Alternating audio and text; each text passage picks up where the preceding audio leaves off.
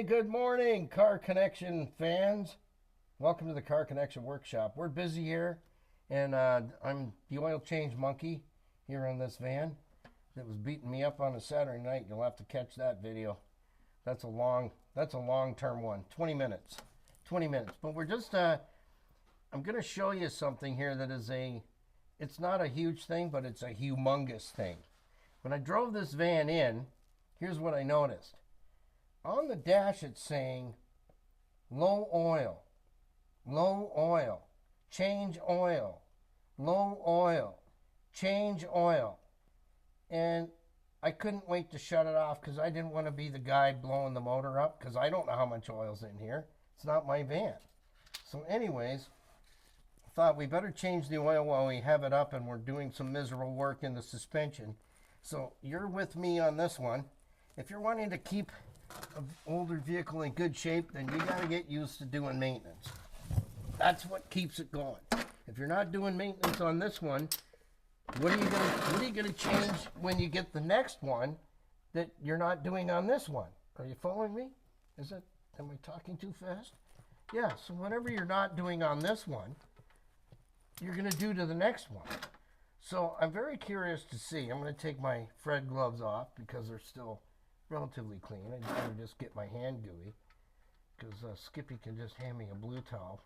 So let's see if the warning mechanism on the dash is correct. It was saying low oil, change oil, low oil. Well, let's see if we get 5 liters out of here. The way it goes, it doesn't look that great.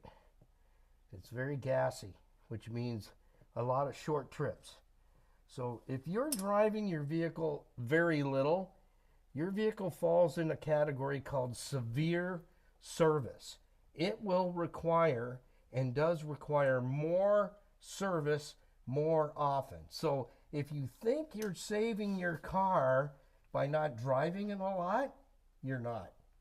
You need to spend money on it constantly to keep things from rotting out, rusting out, corroding, seizing up, and your oil gets contaminated very, very quickly. And when it's contaminated with unburnt fuel, that means it becomes corrosive to the internal working of your engine. So things like connecting rod bearings, camshaft bearings, and crankshaft bearings, they begin to etch away. They get corroded away by gas mixed in the oil. Short trips don't allow the engine to work hard and stay at 195 degrees Fahrenheit for extended periods of time. Your oil degrades very, very quickly from contamination, not wear. I want to clarify that. It's contamination, not wear and tear on the oil. So it's not mileage that puts you into severe service. It's the lack thereof. So your oil gets seriously contaminated in a very short period of time. So for all you short trippers that you're thinking you're saving your car from maintenance, no, you're not. You're not doing the maintenance that's going to be required to get you the long haul.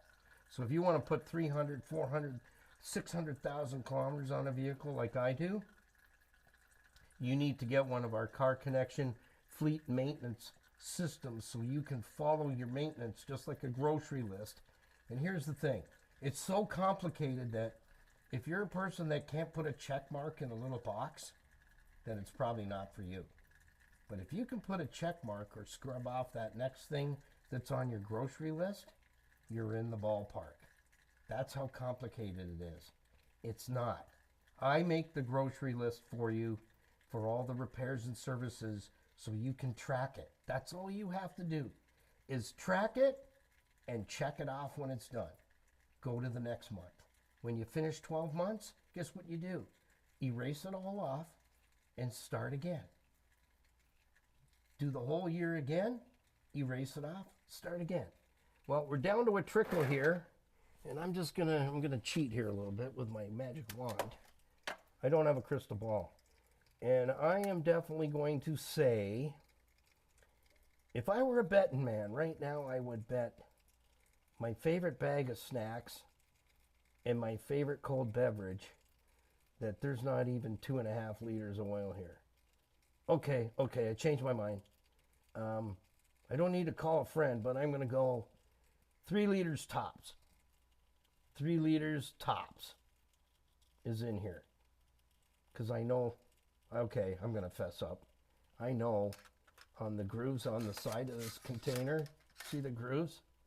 See the ridges here? I know where 5 liters is on the container. So I would beat you for sure. And it's down below this one here where my finger is. Do you see that? Can you see that, Skippy? Yeah, it's down below this one. So it's definitely around 3 liters, 2.5, 3 liters. I would go 3. All right, so I'm going to back out. We have a qu'est-ce que c'est? Yes. Well, where did the rest of the oil go? Are you good friends with your neighbors? Maybe they sucked it out with a turkey baster. Oh, how would they dare to do that? And nobody sees them. They're sneaky. Yeah. Well, it is normal, and I'm going to tell you this. I don't care if your vehicle's a 2025, 2026. You had better be checking your motor oil, because on today's engines, they're running such a high engine RPM like a motorcycle. The engineers have had to design engines to put a lot more oil underneath the pistons to keep them well lubricated and the cylinders well lubricated. So the trade-off is the oil does burn and evaporate off. So between oil changes, if you're not checking your oil, you're going to blow an engine at some point and you're going to wear them out. And that's what's happening. Folks, you got to check your fluids. And motor oil, top drawer. Just because the vehicle's only a year or 2 old, you're going to lose oil between oil changes. That is the trade-off for driving like you stole it down the highway, not paying attention to not the suggested speed limit, the speed limit. The engineers know you're driving in excess of 130, 140K, pushing these things every single day up and down the highway. The trade-off is you're going to go through oil. And there's nothing you're going to buy that, if you're driving like that, which most of you are, the trade-off is you better be checking your oil. You're going to take your engine out. And it's happening. We're seeing a lot more engine failures than ever, and it's because you think that it's maintenance-free. Who's telling you that? It's certainly not me or the technicians I hang with. We know you better be checking your oil weekly, because it's good today, tomorrow it's not. And that's just the way it is. So if you're saying, well, that's a manufacturer's issue, no, it's not. It's not a manufacturer's issue whatsoever. Man, I must have had my Wheaties today. I got the oil filter off without having to get a wrench out. There we go. There's a spoonful or so. But it's still not close to 5 liters. So the long and short of it is, folks, you better be checking your oil changes, your oil levels between oil changes religiously. Because guess what? The little voice inside the dash was absolutely correct. This oil is filthy and it smells like gas, and that's from short trips. It's contaminated. So the oil is worn out by time, not mileage. So again, you're doing a lot of short trips thinking you're saving your vehicle. We're saving it, honey. We're saving it. We don't want to use it as much. You need more maintenance. And if you don't, the car is going to certainly let you know when it's had enough. Because this really stinks. Thank you. Thank you very much. Yeah, it's bad. Want to have a sniff? It smells like gas and exhaust. Because that's carbon. And carbon's not your friend inside your motor. So, again, short trip vehicles, you're changing your oil by time, not mileage. Okay? I want to make that absolutely clear, because you will wear your engine out with low mileage on it. So it's time. So here's the way I do it. Short trip vehicles. Change the oil every 3 to 4 months. 3 oil changes a year is far cheaper than replacing an engine. period. You're into $16,000 very quick on an engine. $16,000. That's parts and labor. The engine's going to be about 2/3 of that. 1/3 is going to be labor. So $16,000 or 3 oil changes a year. What do you think? That's what you need to do. So if you're a short tripper, by the month, the time, not the mileage. Make it 3 oil changes, 1 every 4 months, regardless of how much mileage you put on it. We got another question in the audience today. We're busy. Yes, qu'est-ce que c'est? A short trip is you don't reach the mileage in the amount of time. Pardon? Well, that's a good question. So here's the deal. When I used to run up and down the highways, spent days on the road every day from 6 in the morning till 6 at night. I was putting 5,000 kilometers on the FJ Cruiser in 6 weeks. So most of you, if you're just doing short trips into town, 50K, 25K, 15K, this is wearing your engine oil out very, very quickly. So it's going to take you forever to get 5,000 kilometers. And here's the thing, folks. I don't care if it's semi-synthetic. I don't care if it's full synthetic. The oil gets contaminated from short trips. Gets contaminated with carbon and unburnt fuel. And right now, this oil in here, it stinks of carbon and gas because it's short trips.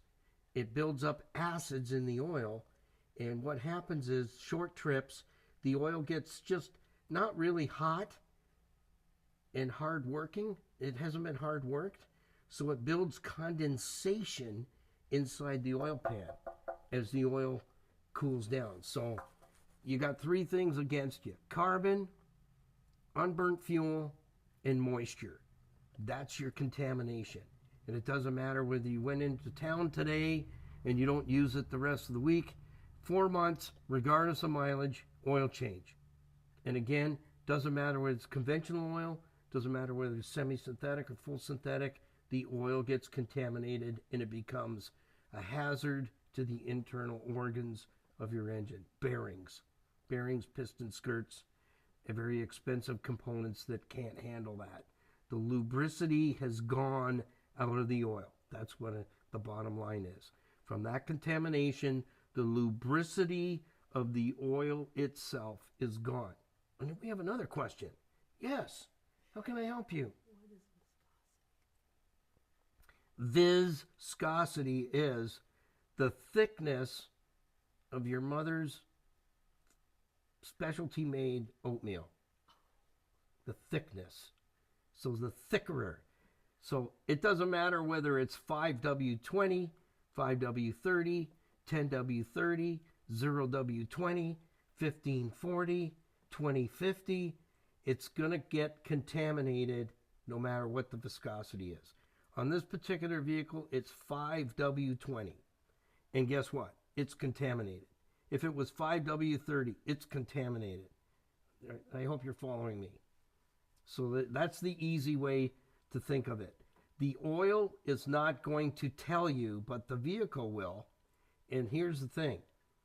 I don't know how many kilometers have passed before that flagged it. But I can tell you, it's at least 2.5 liters low on oil. How long do you want to drive it? So if this person decided, oh, I'm going to go to Toronto and back, or oh, you know what, I'm going to go up north to the cottage and back, and they don't check the oil, and it's all contaminated, there's a good chance they could lose the engine before they even get there. Because you're down almost half of the oil capacity. And you're going to get out on the highway and drive at what speed? The one you invent. Yeah, not the suggested speed. You're going to drive the one you invent. So this particular case, if that were to happen, a person would drive for 5-6 hours straight on this amount of oil, there's a very good chance of engine failure. Very good chance. So you don't want to go there. So guess what I saw as the message scrolling across the digital dash as I drove it into the car connection workshop was how accurate. Spot on. It's low and it needs to be changed. That was the 2 messages. Spot on. But my other question is, how long was that flashing it, and how long did it take before it actually flags it? Are 2 different things. Because we always called, remember the days, you might remember the days of the little red light would come on in the dash, and we called it the idiot light, because the damage would always already be done. Then the idiot light comes on. Okay, so till next time, change your oil on time by mileage or date. The fewer the miles you put on the vehicle, you want to change it every 4 months regardless. So 3 oil changes a year. Keep yourself out of trouble. Check your fluid levels. If you don't know how to do it, go on our YouTube channel. I think in about the first 12 or so videos, we walked you through how to check all the fluids, how to identify them on our in-house 1984 Pontiac Trans Am. So, and it's simple and easy to watch it and see where all the fluids are and how to check them and verify their condition and if you need to add. So don't forget to like, subscribe, share your comments down below the videos, and to join our community and ring the notification bell. Oh, I wasn't supposed to say that. Right. Yeah. Skippy's going to give me a lashing for that one, let me tell you. Bad donkey here. So, yeah. Ring the bell so you're notified. Next videos. Gotta go. See you in the next one. Bye. Thanks for stopping by. Oh, yeah. I almost forgot.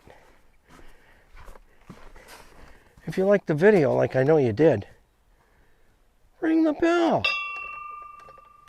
Just get it done. Get notified when the next video comes out.